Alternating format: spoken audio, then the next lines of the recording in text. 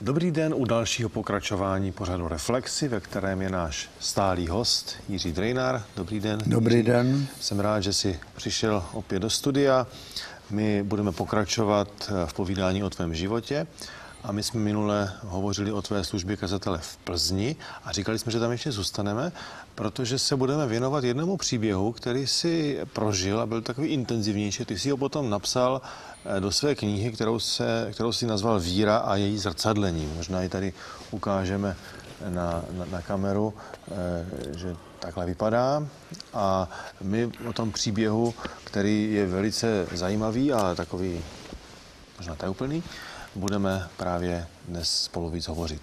Tak zkus to nějak uvést, abychom se dostali do té situace, o co vlastně šlo. Je to příběh, který je stále aktuální, nebo přibližuje nám stále aktuální tématiku, se kterou se dnes setkáváme běžně, aniž bychom si to uvědomovali. Dnes, když otevřeme noviny, tak téměř v každém časopise je astrologie, a jsou tam různé tyto vědy esoterické, okultní. A tento příběh je hluboce propojen s touto tématikou. Začnu teda od začátku. Už když jsem se nastěhoval do Plzně, tak jsem se dozvěděl, že v Tymákově je žena, vyhlášená léčitelka, ke které jezdí davy lidí a že jim předepisuje byliny a že prostě je velice úspěšná. Já jsem se o ní nějak tak nezajímal blíž. Až jednou přišla jedna žena, která chodila občas do našeho shromáždění v Plzni a žádala mě, jestli bych navštívil tuto bylinářku. A řekla mi také, proč mám za ní jít a jak došlo k tomu vůbec, že se s ní ona seznámila. Chodila tam k ní občas pro byliny a občas si všimla při některých návštěvách, že tato žena má zavázanou hlavu a že je v jakémsi stavu ne přímo šťastném a radostném. A když při té poslední návštěvě u ní byla, tak zase tato paní seděla za tím svým stolem, zavázanou hlavu a přímo naříkala, bylo vidět, že si drží hlavu a že má bolest. A ta návštěvnice se jí ptala, co jí trápí, a ona jí řekla, že má problémy, že má strašné bolesti hlavy. Občas, že jí přepadnou tak, že nemůže vůbec ani pracovat, nemůže spát, nemůže někdy ani přemýšlet. Druhým pomáhala, ale pro sobě pomoci nemohla. A při té příležitosti také řekla, že měla i zvláštní sen. Že přišla do kostela a teď v kostele najednou si všimla, že v té přední stěně kostela tam za oltářem, že není zeď, ale že tam je obloha, že tam je pohled do terénu, do přírody. Tak ona obešla ten oltář a vyšla ven a tam stál muž, který u malého takového jezírka, který podal ruku, zavedl ji do vody a tam ji ponořil a v té chvíli ji přešla ta bolest hlavy, kterou i v tom snu měla, a vyšla ven s takovým pocitem štěstí, jaký nikdy předtím neprožila. A tato paní říká, paní, vy jste prožila křest tak, jak křtí adventisté. A tato žena říká, kdo jsou to adventisté, začala se ptát a ta řekla, já vás s nimi seznámím, jestli chcete. No přiveďte mi sem jejich faráře. To byla žádost té bylinářky. A tak ona šla za tebou. Tak ona přišla za mnou a žádala mě, abych tam jel. Jeli jsme tam odpoledne, protože tam jezdil z Plzně autobus a ten autobus býval většinou naplněn pacienty, kteří jezdili do toho Tymákova jenom za ní. Tam ona měla velkou vilu postavenou a celý byt v přízemí, ve zvýšeném přízemí, tak byl vlastně její ordinace, sklad bylin a velká místnost jako čekárna. A ta byla každý den, ta čekárna plná lidí. My jsme tam přijeli odpoledne a ještě tam byla celá řada lidí. Tato bylinářka měla i svou pomocnici, starší ženu. A když jsme se tam usadili v té čekárně, tak ta paní, co mě tam vedla, tak když ta pomocnice otevřela dveře a chtěla volat dalšího, k ní přistoupila a požádala ji, jestli by nás ohlásila, že přivedla toho faráře od adventistů. No, tak ta se vrátila, zavřela za sebou dveře, najednou se otevřely dveře a já jsem poprvé se setkal s touto bylinářkou. Poprvé jsem ji viděl. Jak vypadala? Postavila se do dveří, silnější, statnější žena, ale stalo se něco, co jsem nečekal a nemohl pochopit. Postavila se do dveří a začala přímo řvát, křičet. Všichni pryč, jo, už vás nebudu dneska brát. A nemohu ani použít slova, jaký slovník k tomu používala, když ty lidi vyhazovala, kteří tam ještě čekali. Ty byli rádi? A no, samozřejmě, ale najednou, jak když přehodí, začala se usmívat, pojďte dál na mě, jo, a vyzvala nás s tou paní, abychom přišli dovnitř. Já jsem se v té chvíli cítil opravdu trapně. Mezi těmi lidmi, které vyhodila, najednou jsem přišel tam. No, ona mi vyprávěla tu celý svůj příběh, celou životní zkušenost a jak ona je také hluboce věřící, ale mluvila převážně o Védách a viděl jsem, že prostě je napojena na východní filozofii, na východní náboženství. A to v té době ještě nebylo tak rozšířené jako dnes. Ne, dneska to nebylo, to byla takže ta opravdu, dáma musela mít poměrně velký přehled o těm. To byla novinka v té době. No, já jsem se jí snažil, a protože když jsem mluvil, tak ona každou věc, co jsem mi řekl, obrátila na tyto knihy, které měla si to vysvětlit, ano. Které čte a jak je opravdu ponořená do těch duchovních záležitostí. Domluvili jsme se, já jsem mi řekl, že je teda nutné, aby se seznámila s Bohem a s Biblií, a já jsem kladl důraz na Biblii a na Ježíše Krista. Chtěl jsem ukázat na tu cestu spasení přes jediného prostředníka Ježíše. A viděl jsem, že při té první návštěvě asi už k ničemu nedojdeme, tak jsme se domluvili, že bych ji občas navštívil, nebo pravidelně, že ji budu navštěvovat. Za týden jsem tam jel znovu, tentokrát už bez té průvodkyně.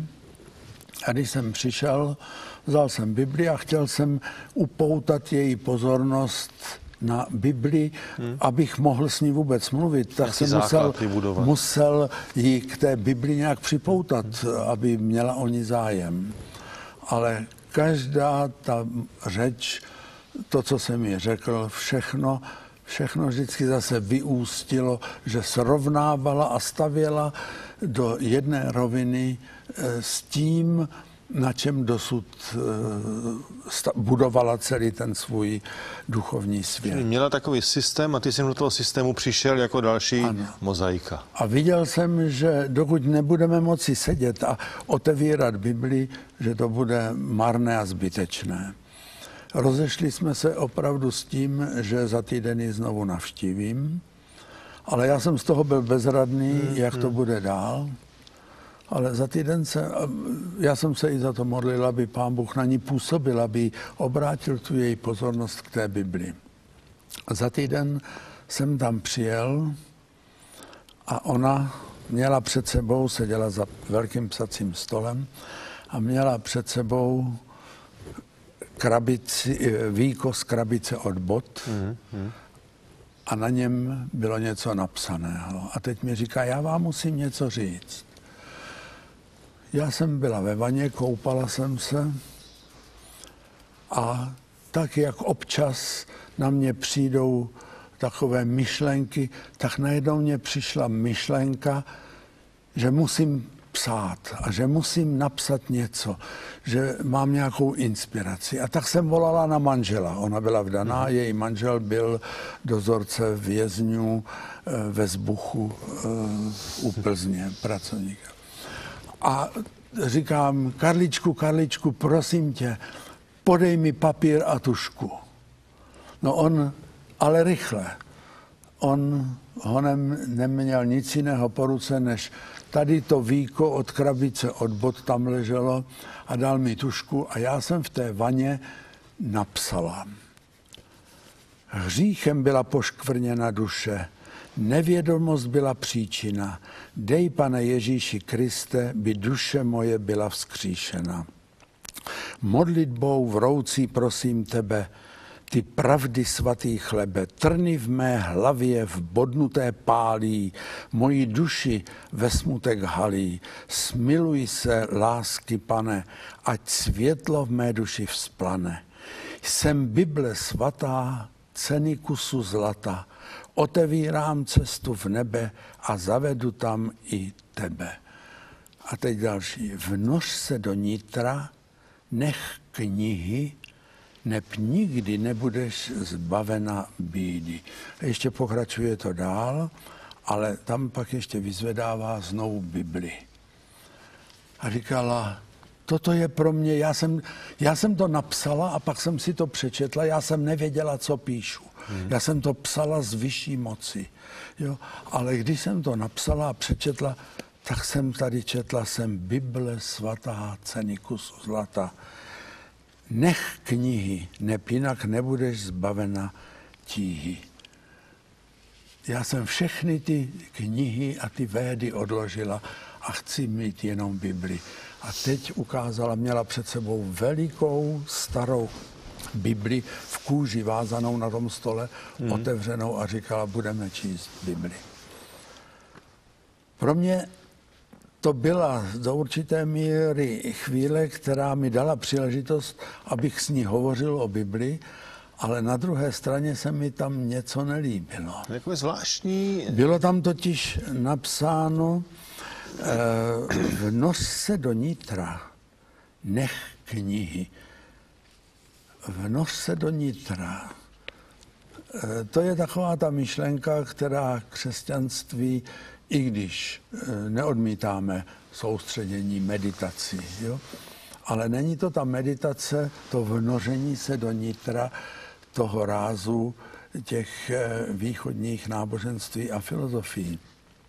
A tak bral jsem to trošičku s určitými rozpaky, ale pro mě to byl krok k tomu, že jsem si říkal, můžeme konečně začít stavět na Bibli. A tak jsme začali studovat Bibli. Scházeli jsme se týden co týden.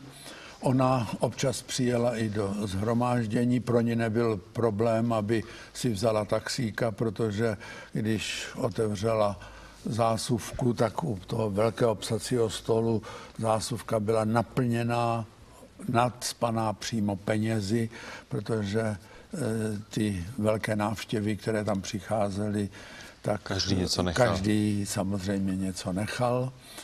A ona prodávala i ty byliny, které lidem pak předepisovala. Ale celá ta dlouhá doba, kdy jsme se scházeli, nepřinesla žádnou změnu na tom problému, který ji trápil, to znamená bolest hlavy. A je zajímavé, že, a to je v tom příběhu důležité, ona naříkala, že jí bolí vrch hlavy, přímo tady nahoře, tam, že je ta strašná bolest. No, já jsem jí dával různé takové rady, říkám, mohu říct jméno, jak se jmenovala, paní Kamenická. Jednejte trochu jinak, jestliže chcete být božím dítětem, jak se z toho domáháte.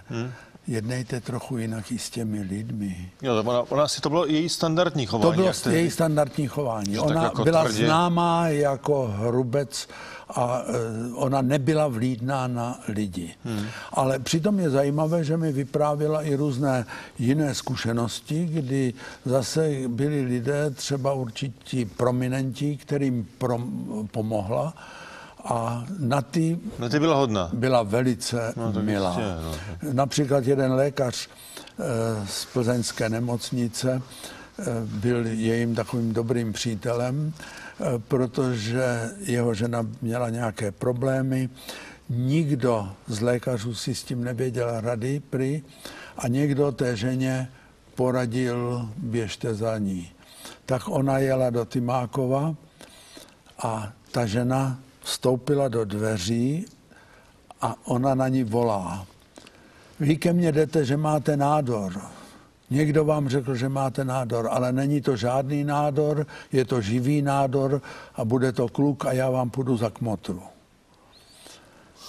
A to se skutečně pak stalo, že tato žena nádor, o kterém se mnozí domnívali, že má nádor, takže porodila chlapce, kluka a ona, tato bylinářka, šla za kmotru. A s tou rodinou zůstala ve velmi dobrém vztahu. Já jsem se jí, když už jsem tuto věc vzpomenul, tak jsem se jí ptal, jak ona určuje tu diagnozu, protože lidé jí nosili moč ve skleničkách. A ona říkala, jsou 3 způsoby, jak to určují. Vezmu tu lahvičku a podívám se na ní.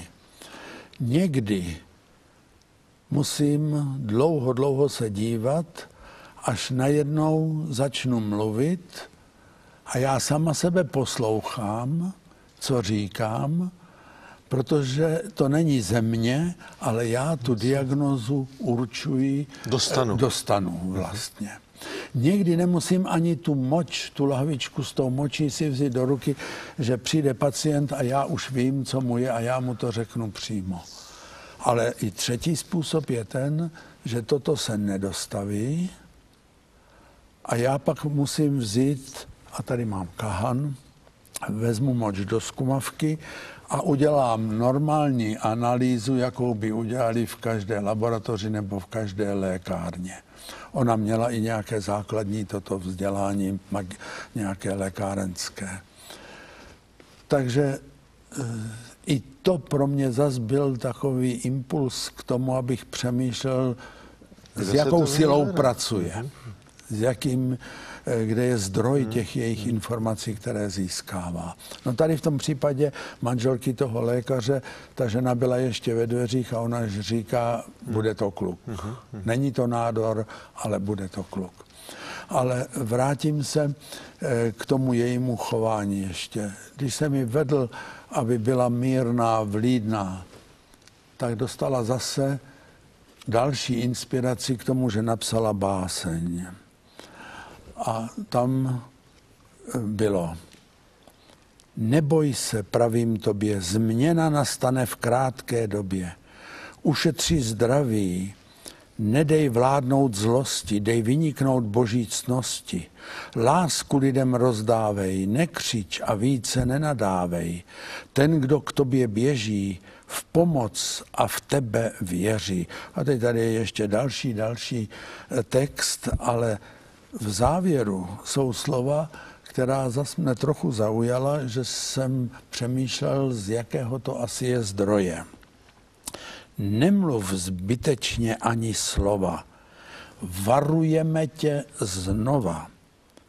zápas tvůj vidíme, dej, ať radost sklidíme.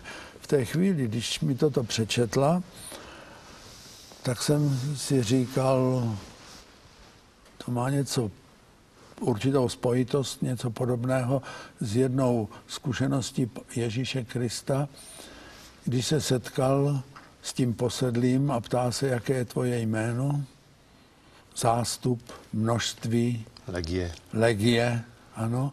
A tady je také množné číslo. Bral jsem to s rezervou, ale scházeli jsme se znovu a znovu. Chodil jsem tam téměř celý rok. A při jedné návštěvě, dokonce jsem je navštívil v její ušložnici, protože byla v takovém stavu, že nebyla schopna vylézt z lůžka, a tak mě požádali, abych šel za ní, abych ji navštívil nahoře v bytě. A seděla a s hlavou zavázanou seděla v tom svém lůžku, v té posteli a říká, měla jsem zvláštní sen.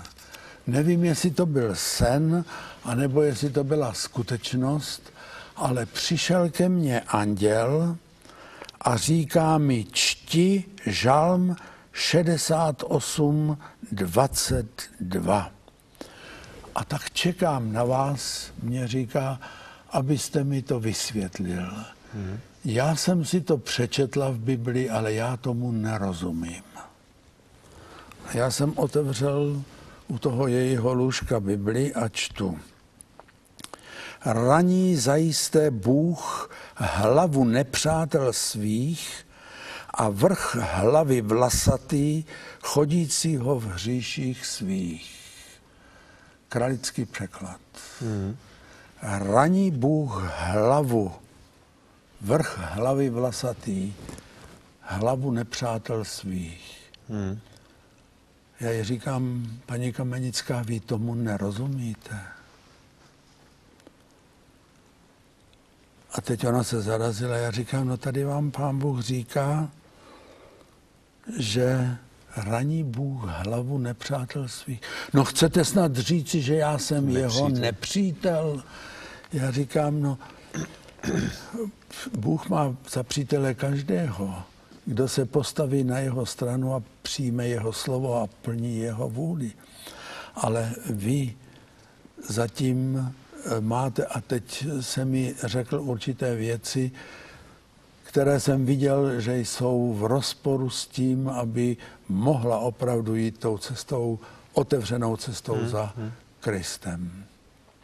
Od té doby při všech těch návštěvách se naše diskuze točily jenom kolem toho, aby přijala to čisté Kristovo učení a aby se oprostila od těch věcí, které jsou vlastně proti Kristu, proti jeho učení, proti biblické. Ale tam nechtěla ona nějak ustoupit a bylo to opravdu velice obtížné. Já jsem pořád v napětí, jak to dopadlo. Jak to dopadlo? Pak už jsem viděl, že to nemá smysl, abychom dále se stýkali. To už byla jenom návštěva pro návštěvu, každý týden. Přijel jsem tam na jednu... To je zajímavé, já tě skočím do toho. Někdy jsou lidé, kteří skutečně tím, že nechtějí postupovat dál, ale chtějí se scházet, tak člověk pak tráví spoustu času a vlastně to opravdu k ničemu nevede. To byl přesně tento případ. Ano, a já jsem už pak viděl, že to musím ukončit a řekl jsem, jedu tam naposledy a vzal jsem sebou na návštěvu také manželku. Přijeli jsme tam spolu a my, když jsme se dávali, ty schůzky se konaly vždycky v té její ordinaci, ona měla takový veliký psací stůl a na bok u stěny bylo několik židlí a já jsem vždycky seděl nad židli a ona seděla za tím stolem. A tak jsme s manželkou si sedli zase na boku vedle toho stolu a teď jsme otevřeli ten rozhovor a od té chvíle, kdy se mi přečetl ten verš z toho žalmu, tak se nebyla jediná schůzka, abychom nemluvili o tom, jestli je přítel nebo nepřítel Boží. Ona vždycky to na to... To bylo samozřejmě něco, co ji zasáhlo. Ano, ona to na to vždycky přivedla. A tak jsme zase o tom tam nějak hovořili a já jsem mi řekl při té diskuzi, kterou jsem už opravdu vedl tak, abych věděl, že tam jedu naposledy, že už to nemá význam. Tak jsem mi řekl, podívejte se, dokud nepřijmete celé Krista, dokud se určitých věcí nezbavíte, dokud se některých i předmětů, které magických, které tam byly, které visely po stěnách, i po chodbách, na schodišti do bytu. Když jsem šel nahoru, tak jsem viděl, že ten dům je toho plný. Dokud se toho nezbavíte, tak nemůžete být zbavena této bolesti a já vám už nemohu zde pomoci a moje návštěvy jsou zde zbytečné. Dostali jsme do určitého slovního takového střetu a ona chtěla vědět, řekněte mi jasně, jsem přítel Boží nebo nejsem přítel Boží.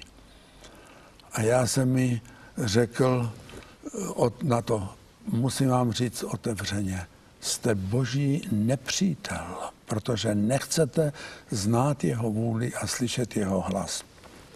Najednou s ní se začalo něco dít, ona se začala chvět, seděla za tím stolem a nevím, jestli si stoupala, mně to spíše připadalo, že se nadnáší za tím stolem, oči vytřeštěné a my jsme oba s manželkou v té chvíli cítili přítomnost nějakého cizího ducha. Jediné, co jsme udělali, aniž bychom se domlouvali nějak, že jsme se svezli z té židle a na kolena a já jsem se nahlas začal modlit a říkám, Pane Ježíši, já tě prosím, abys přišel, aby si zde zasáhnul. A když jsem vyslovil tuto krátkou prosbu a to byla opravdu modlitba, jakou jsem snad nikdy v životě nepronesl. Tak, protože i k tomu mě dohnalo to ovzduší a celá ta atmosféra, která tam byla. To se nedá popsat. To muselo být velice nepříjemné. Když jsem toto vyslovil, tak ona najednou klesla za ten stůl dolů, hlava jí padla na stůl, tváří ležela a dívala se tak bokem na nás a takovým hlasem téměř zastřeným říká, odejděte a už se nikdy nevracejte. My jsme se s manželkou zvedli, vyšli jsme ven a od té doby jsem nikdy se s ní už pak nesetkal. Jak to u ní probíhalo pak dál, to opravdu nevím. Jenom mohu ještě jednu věc na závěr říct. I když jsem varoval členy, anebo hovořil o této mojí zkušenosti se sborem, poněvadž všichni viděli, že tam za ní jezdím, to nebyla žádná utajená záležitost, tak jsem se za nějakou dobu dozvěděl, že jedna sestra ze sboru má nemocnou maminku a že se k ní obrátila, aby pomohla. Ta maminka její byla, když jsem ji byl navštívit, byla to opravdu těžce nemocná žena, která vyhublá, žlutozelená. Jo, bylo jasné, že pohledem laika, že tato žena má několik hodin života před sebou. Ta vzala moč, její dcera, a jela s močí té matky k této ženě. A ta jí řekla, mamince už nepomůžete. Je to nádor a tam už čekejte jenom smrt. Je to rakovina. Ta přijela domů, řekla mamince, že už jako jedině pomůže tady modlitba a příprava na tu poslední nejtěžší chvíli. A ta řekla, že by chtěla ještě, aby přišlo několik ze sboru a že by chtěla ještě být účastna Večeře Páně. Tak jsme se tam sešli, bylo nás tam asi 5-6 a já jsem jí podal chléb, kalich a po té Večeři Páně ona říká: Maruško, své dceři, odvez mě do nemocnice. Já chci být operovaná. Tak ta chtěla splnit její poslední přání, ta zavolala lékaři, lékař říká, ale je to opravdu zbytečné, tam už nic, ale vyjdeme jí vstříc. Odvezli ji do nemocnice, přijali ji, poněvadž jsme měli v nemocnici jednu členku sboru, která byla jako staniční sestra, tak mám přesné informace, jak to probíhalo. To byla dramatická chvíle i pro ty lékaře, jestli operovat nebo neoperovat. Někteří říkali, zůstane nám na stole. Jo, ta už se neprobere z té anesteze. Ale byl tam lékař, říká, otevřeme ji a podíváme se na to. Oni ji otevřeli, nebyl to vůbec nádor, ale byly to žlučové kameny a žlučník byl přeplněný. Já jsem je pak viděl, ty kameny všechny ve sklenici, které měla doma, když jsem ji později přišel navštívit. Ona z této nemoci se zotavila a žila, myslím, ještě asi 8 až 10 let. A já jsem řekl té dceři, prosím tě, zajeď do Tymákova. A řekni paní Kamenické, co to bylo. A když ta tam přijela a řekla jí, jak se zmýlila, ona říká, Maruško, já jsem se nezmýlila. Ale děkujte Bohu, že udělal zázrak. Pán Bůh proměnil nádor ve žlučové kameny. No. Tak to je poslední moje informace o paní Kamenické, kterou jsem mohl uzavřít. Příběh, který jsem rok s touto ženou prožíval. No to nebylo moc dnes takové pozitivní. Ono to skončilo možná špatně, ale někdy život tak končí. Že je to tématika, ze kterou dnes se lidé setkávají a někdy i aniž by si toho byli vědomi, jdou touto cestou, která nevede nikdy, protože jejím strůjcem není dárce života, ale je to nepřítel člověka, nemůže nikdy vést k tomu šťastnému konci. A ukazuje to navíc jednu velkou pravdu, a tady budu citovat svoji babičku, říká, když někdo nechce, tak je to horší, než když nemůže. A když někdo nechce přijmout Pána Boha, tak s tím nedělá nakonec ani ten Pán Bůh nic, protože Pán Bůh respektuje naši svobodu. A tady to ukazuje, že člověk si vždycky může najít důvod, proč se postavit proti němu. Tato žena nechtěla jednak sama, protože měla určité postavení. Jo, ona měla pověst, byla známá. Vím, že za ní byl i dokonce to jsem viděl, během toho roku se mi pochlubila s různými věcmi a ukázala mi, že léčila i prezidenta Zápotockého, že u ní byli. A to by o všechno přišla, kdyby. A o to by o všechno přišla. A pak bál se jí pustit i ten, který ji ovládal. Dobře.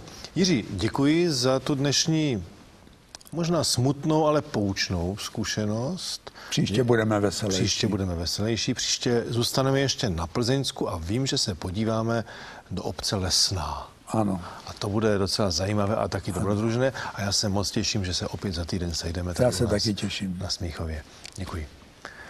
Milí diváci, to byl dnešní rozhovor s Jiřím Dejnarem a já se s vámi těším opět za týden.